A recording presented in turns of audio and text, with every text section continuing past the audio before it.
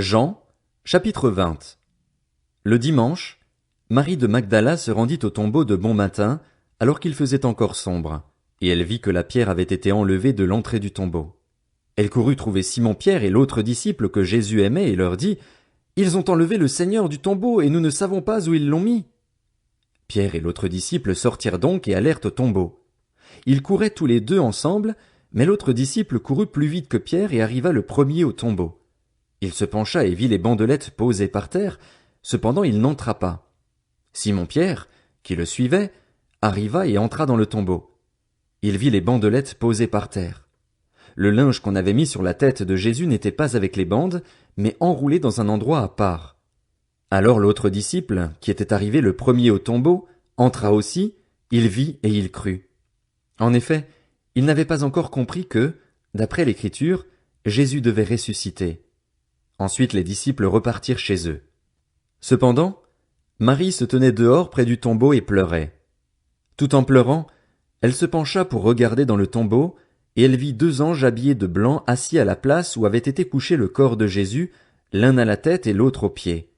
Ils lui dirent, « Femme, pourquoi pleures-tu » Elle leur répondit, « Parce qu'ils ont enlevé mon Seigneur et je ne sais pas où ils l'ont mis. » En disant cela, elle se retourna et vit Jésus debout, mais elle ne savait pas que c'était lui.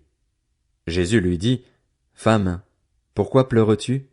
Qui cherches-tu » Pensant que c'était le jardinier, elle lui dit, « Seigneur, si c'est toi qui l'as emporté, dis-moi où tu l'as mis et j'irai le prendre. » Jésus lui dit, « Marie. » Elle se retourna et lui dit en hébreu, « Rabouni, c'est-à-dire Maître. » Jésus lui dit, « Ne me retiens pas, car je ne suis pas encore monté vers mon Père, mais va trouver mes frères et dis-leur que je monte vers mon Père et votre Père, vers mon Dieu et votre Dieu. » Marie de Magdala alla annoncer aux disciples qu'elle avait vu le Seigneur et qu'il lui avait dit cela. Le soir de ce même dimanche, les portes de la maison où les disciples se trouvaient rassemblés étaient fermées, car ils avaient peur des chefs juifs. Jésus vint alors se présenter au milieu d'eux et leur dit, « Que la paix soit avec vous. » Après avoir dit cela, il leur montra ses mains et son côté. Les disciples furent remplis de joie en voyant le Seigneur. Jésus leur dit de nouveau, « Que la paix soit avec vous. Tout comme le Père m'a envoyé, moi aussi je vous envoie. » Après ces paroles, il souffla sur eux et leur dit, « Recevez le Saint-Esprit. Ceux à qui vous pardonnerez les péchés, ils leur seront pardonnés.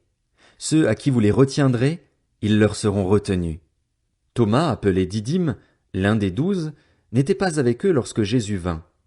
Les autres disciples lui dirent donc, « Nous avons vu le Seigneur. » Mais il leur dit, « Si je ne vois pas dans ses mains la marque des clous, si je n'y mets pas mon doigt et si je ne mets pas ma main dans son côté, je ne croirai pas. » 8 jours après, les disciples de Jésus étaient de nouveau dans la maison et Thomas se trouvait avec eux.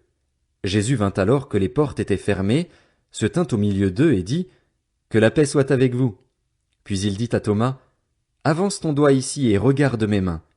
Avance aussi ta main et mets-la dans mon côté. Ne sois pas incrédule, mais crois. » Thomas lui répondit, « Mon Seigneur et mon Dieu. » Jésus lui dit, « Parce que tu m'as vu, tu as cru. Heureux ceux qui n'ont pas vu et qui ont cru. » Jésus a accompli encore, en présence de ses disciples, beaucoup d'autres signes qui ne sont pas décrits dans ce livre. Mais ceux-ci ont été décrits afin que vous croyiez que Jésus est le Messie, le Fils de Dieu, et qu'en croyant vous ayez la vie en son nom.